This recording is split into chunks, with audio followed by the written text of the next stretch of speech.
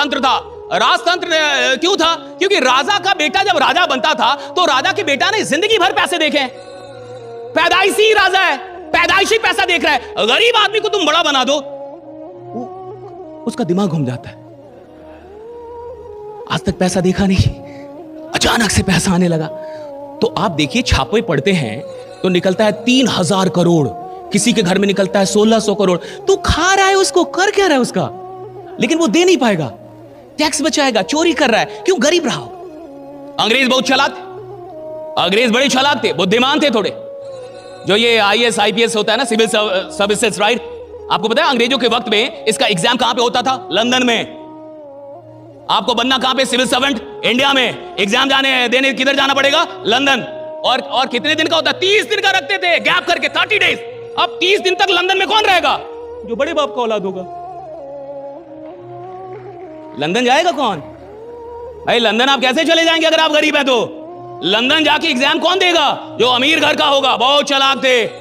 उनका मानना था कि अमीर घर का आदमी को बनाओ IAS IPS, ताकि ये भ्रष्ट नहीं होगा पैसों के, क्योंकि वो तो पैसा जिंदगी भर देखा है। जिसके पास पैसा है उसके लिए क्यों भैया आप चोरी किस चीज की करते हैं? जो आपके पास कम हो, जो आपके पास ना हो, जो आपके घर में हो उसकी चोरी। आप किसी घर में गए जी और आप चोरी करने गए और वही चीज है जो आपके घर में प्रचुर मात्रा में पड़ी है, आप भाग जाएंगे उस घर से, घर बदल लेंगे। ये फालतू का टाइम वेस्ट है, राइट? हाँ, इस घर में कुछ है ही नहीं। हाँ, जो मेरे घर में पड़ा वही से इस घर में पड़ा हुआ है, काहे का इधर टाइम देने का? आप उन चीजों के लिए चोर बनते हैं, उन चीजों के लिए आप लालची होते हैं, उन चीजों के लिए आप जो उसके पास कम है या उसको लग रहा है अभी भी कम है। अंग्रेज बड़े चालाक थे, वो चाहते थे अमीर लोग ही बने IAS IPS ये सारे जो, और गरीब ना बने। क्यों? गरीब आदमी बनेगा, पावर आ गया, पैसा आ गया तो भ्रष्ट होना इसकी संभावना बढ़ जाती है, इसकी संभावना बढ़ जाती है। वो कहते हैं ना कि आदमी तभी तक कई बार ईमानदार होता है जब तक कि पकड़ा ना गया हो या उसको मौका ना मिला। एक इंसान के चरित्र की सबसे बड़ी परीक्षा कब होती है? जब उसके पास शक्ति आ गई। आप पता चलेगा ना कि वो आदमी कितना लायक और कितना नालायक है। अभी कमजोर आदमी क्या करेगा? कमजोर आदमी पीड़ित होगा, वो किसी का शोषण नहीं कर सकता। मजबूत लोग शोषण भी करते हैं, उसके लिए भी शक्ति चाहिए। आप और जितने भी लोग यहां पे बैठे, एक बात समझिए मेरी बात, हम जो भी काम कर रहे हैं वहां प्रैक्टिस आप तब कर पाएंगे जब आपका मन लगेगा। अगर आपका उस काम में मन नहीं लग रहा तो आपको उस काम में आगे कोई लेके नहीं जा सकता। सिस्टम आपको कुछ पैसा जरूर कमवा सकती है, लेकिन अगर सिर्फ सिस्टम के चलते कोई 100 करोड़ का मालिक हो जाता फिर तो बात ही कुछ और। को शुरू करने से कोई चैंपियन नहीं बनता, किसी काम को कैसे फिनिश करना है इससे कोई आदमी चैंपियन बनता है। कि फिनिश करना आता है कि नहीं, उसको फिनिश करना आता है कि नहीं। अगर आप एक फिनिशर नहीं है तो आपकी कीमत बहुत कम लगेगी। हर आदमी को शुरू करना आता है, everyone knows how to start. किसी काम को शुरू करना बहुत बड़ा काम नहीं है, किसी काम का अंत करना यह बड़ी बात है। किसी धंधे को शुरू करना छोटी बात, लेकिन उस धंधे में अंत तक जाना, राइट, उसको कहां फिनिश करना है, कहां तक लेके जाना है, दैट्स वेरी इंपॉर्टेंट। तो मैं चाहता हूं कि आप एक फिनिशर बने और जिंदगी में एक बात याद रखें कि काम शुरू करना तो गरीबों के लिए भी संभव है, लेकिन काम को फिनिश करना ही किसी इंसान को अमीर बनाता है। ये जो अमीरोलॉजी है ना, राइट, अमीर बनने के लिए बहुत जरूरी है कि आप काम को फिनिश करना सीखें। कि आपको फिनिश करना आता है कि नहीं, कहीं जाएं अंत तक रहें, कुछ करें अंत तक रहें। कोई भी काम कर रहे हैं बीच में छोड़ के भागे ना। ज्यादातर लोगों को बीच में छोड़ के भागने की आदत होती है, और बीच में छोड़ के भागने वाले लोग कभी भी अपने जीवन में बड़ी ऊंचाइयों को उपलब्ध नहीं होते हैं। कोई भी काम कीजिए अंत तक लेके जाइए, कुछ सीखने जाइए अंत तक रहिए, कोई कोर्स कीजिए अंत तक रहिए, कोई नाटक देखने जाइए अंत तक देखिए, कोई क्लास अंत तक रहिए, अंत तक रहना सीखिए कि अंत तक कैसे रहना है। मुझे ये आर्टिफिशियल ताली क्यों बजाते हो भाई, थोड़ा रियल ताली बजा। आप में जान नहीं है, राइट?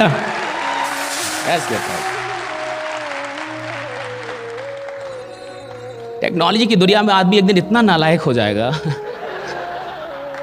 कि सच में वो बोलेगा कि मेरे लिए कोई मशीन ताली बजाए। कहेगा मेरे दोनों हाथ बहुत। और देखिए, जब आप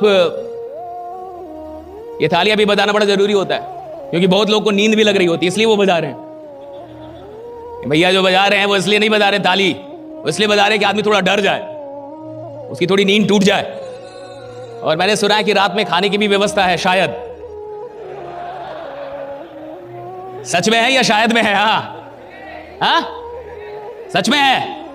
तब तो आप दिख रहे हैं।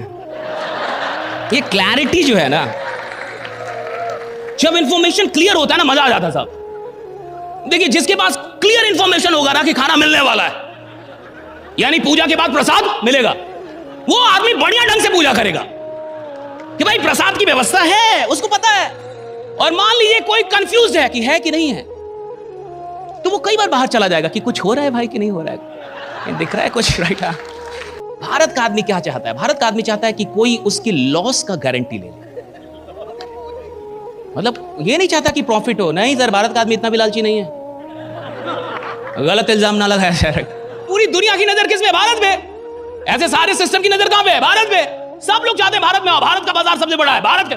लोग कह रहे भाई नोटबंदी के बाद भी बहुत नोट है, यहां बहुत नोट पड़ा हुआ है, भारत में कोई गरीब नहीं है साहब। और अगर आपको गरीब दिख रहा है तो आप ये मत समझिए कि वो गरीब है, आपकी आंखों में भी कुछ खराबी हो सकती है, वो गरीब मत मानिए उसको। जो साधारण आदमी बैठा हुआ है और आपको लगता है बहुत साधारण होगा, औकात पे आएगा तो आपकी औकात लगा सकता है, रखा है उसने भी बहुत सारा।